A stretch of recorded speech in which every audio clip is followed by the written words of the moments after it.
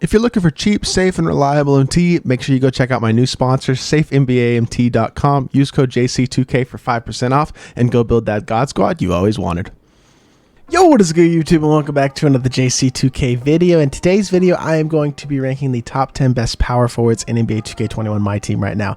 This list is entirely my opinion and is based off of power forwards that are eligible to be played at the power forward position, not just primary power forwards. So there are some players on this list who are primary centers, and there may even be a primary small forward or two on this list who can play the power forward position as well, and therefore, for the way that I do these lists, are eligible. Before we hop into it, if you haven't, make sure you hit that like button and subscribe to the channel if you haven't already, and also let me know in the comments down below what you think of my list at the end of the video, who you would have ranked higher, who you would have ranked lower, and who may have left off this list that you think is the top 10 power forward in the game. Without further ado, let's hop into it and see what I think of the top 10 power forwards are in NBA 2K21 MyTEAM are right now. At the number 10 position, we have a guy, Giannis Antetokounmpo, who is elite in many ways, but is limited, I think, at the power forward position just because of some of the things he can't do. And Giannis is a very good card. He's got good height, a great wingspan. He moves elite on the defensive end of the court and the offensive end of the court. Really good off the burst, hotspots everywhere, 65 hops. He's not missing a crucial Hall of Fame badge. 99 stats basically everywhere. But the issue with him is his Giannis base on very quick is very, very hard to green, which again, like I've mentioned in previous videos and like a lot of YouTubers have likely mentioned, this release on current gen is just very, very hard to green, which makes it very hard to use in a competitive setting especially. On Unlimited, he's still very, very good. In a competitive setting, this is a card that I probably would not be very likely to use just because I think there are a lot of better options who can play that power forward position who are also capable of shooting the ball. That being said, he has great dribble sigs. The jumper's quick and easy to get off. It's just very tough to green. Defensively, he's amazing. Slashing, he's amazing. Y'all know what Giannis gives you on the court. He's just limited as a shooter, especially at a competitive level. Coming in at the number 9 position, we have Invincible David Robinson, who kind of, to a certain extent, has the same issue as Giannis. He's another guy who's got a really nice player build. He's 7'1". He's got a tall player build. His arms aren't super long. He has kind of short arms. I know it says he has 7'5" wingspan, but he doesn't play lanes incredibly. That being said, he does have hotspots everywhere, 65 hoffs. Again, not really missing any important Hall of Fame badges, except for, I guess, the ankle breaker badge and the handles for days badge. Although you can't put the handles for days badge on him from the token market. Also comes with elite stats all the way around. D-Rob release on very quick. It's better than Giannis's. It's easier to green than Giannis's for sure, but it's still not a great release. Pro 2 size up, Pro 3 behind the back, Pro 8 dribble sticks. I love this Pro 8 dribble stick that a lot of cards don't have that D-Rob does have, which is super nice. 4 between the legs, and his jumper is good. The reason that I have him above Giannis is because I like his jumper more than Giannis. I think it's easier to green. He also has a slightly bigger player build, which to me just puts him slightly above Giannis, but still not a good enough shooter or good enough at playing lanes to be any higher on this list, in my personal opinion. Coming in at number 8, we have Invincible Anthony Davis, who's a guy who I think some people may have higher on this list, but I think he's just a little bit undersized compared to a lot of the really, really tall, beastly power forwards that we have at this point in the year. And I'm good with his release. I like AD. He's 6'10". He's got long arms, 7'5" wingspan. He definitely looks like he has the wingspan as well. Hotspots everywhere, 68 hoffs, but height-wise, he doesn't quite have the player build or height to be elite on the offensive end of the, or on really the defensive end of the court. Stats-wise, he's incredible, obviously. AD release on very quick is definitely the best release of the 3 that we've looked at so far. I still feel like I'm a little bit inconsistent with it, but when I'm greening with him, he is absolutely knocked down. Pro 2 size up, Pro 3 behind the back, as well as most cards have. Just a very, very good all-around card. AD is a beast. He's very, very good. He would be higher on this list if he was a 7-footer and not 6'10". Coming in at number 7 is another guy who I think the same can be said. Would be higher on this list if they were 7 foot instead of what, 6'9", 6'10". And that's Bill Russell, 6'10" with 7'4" wingspan. Him and AD have very similar player builds. They're very, very similar cards, I think. Bill has hotspots everywhere. He comes with, again, every key Hall of Fame badge. He's not really missing an important one. 99, 98 stats everywhere. Ray Allen release on very quick with a nice upper. I like his jumper better than Anthony Davis's. I feel like Bill Russell is super chicken, very consistent off the catch and off the peak. So that's the one thing for me that puts him above AD, even though he doesn't have the Pro 3 behind the back. He still has the Pro 1 behind the back, which is solid, and has the Pro 2 size up. I just think that he and AD are very, very similar cards. You could easily switch these two, but for me personally, I just have Bill Russell just that tiny bit ahead.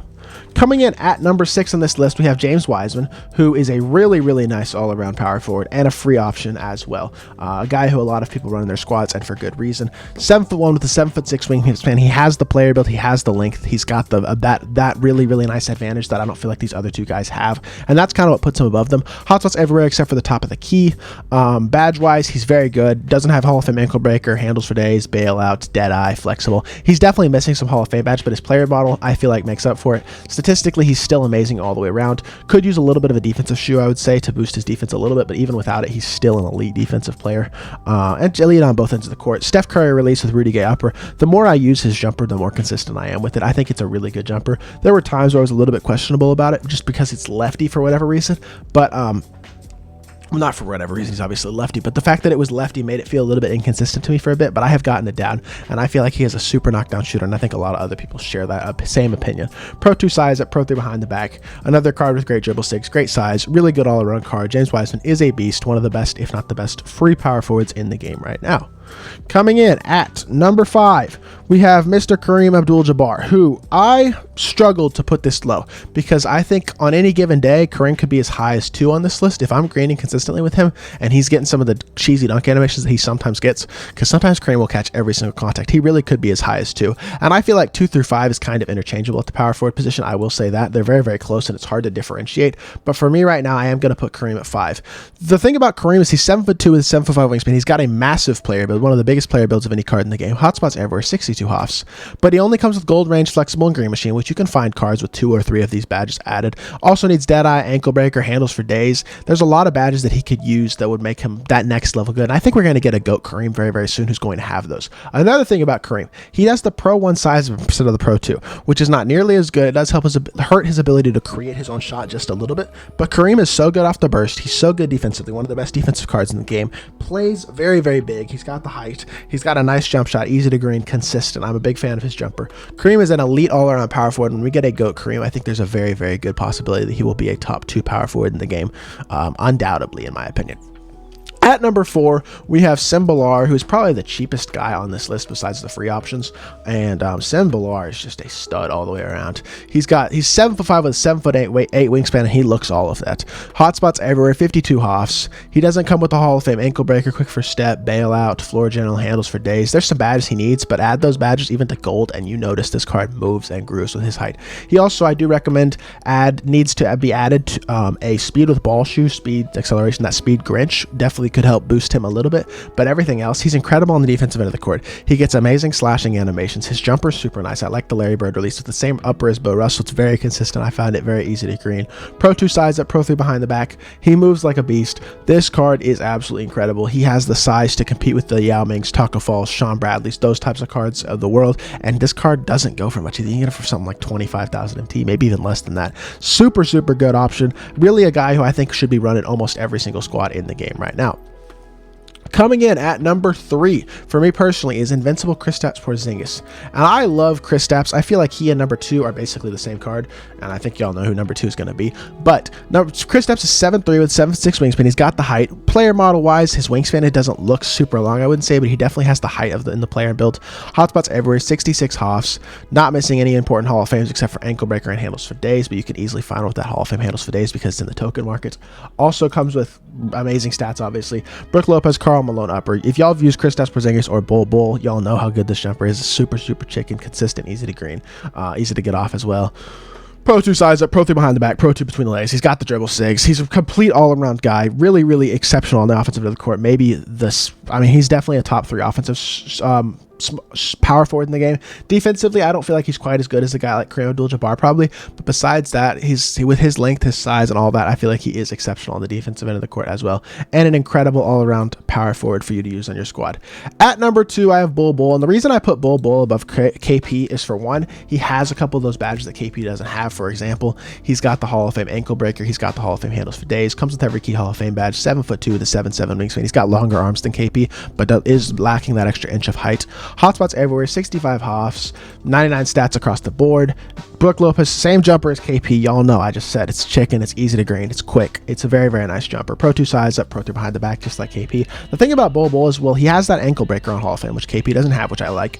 And also, I feel like he just moves so nicely off the burst. I feel like he moves a little bit better than KP off the burst. Just such a cheese ball of a card. A top couple card in the game. This Bol Bol card is amazing, whether you're running him at the small forward position or the power forward position. And then coming in at number 1 on the power forward position, we have Mr. Yao Ming. I think Yao is the best power forward in the game. I feel like he gives you an extra element on offense and defense that's a little bit tough to contest based on the other guys in the game. 7'6", yes, he has a short wingspan. I still think he plays lanes at his ridiculous level. He plays lanes better than maybe any card in the game except for Taco, even though he has the short arms. I feel like he's constantly getting crazy deflections, crazy steals, just a maniac. Also 310 pounds. I feel like he gets incredible contact animation. I don't feel like, he definitely gets incredible contact animations. Him and Taco Fall get the best contact animations out of any cards in the game. Hotspots everywhere, 66 hoffs.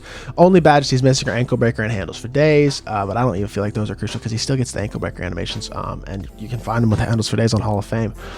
Set shot 8, which is a set shot, but I actually think it's one of the better set shots, if not the best set shot. It's actually really consistent, easy to green. You gotta hold it down just a little bit longer than you would think, but once you do that, you're very consistent with it. And he is so hard to contest because he releases the ball so high, and he is so tall. He's easy to get off a jumper with and easy to green with.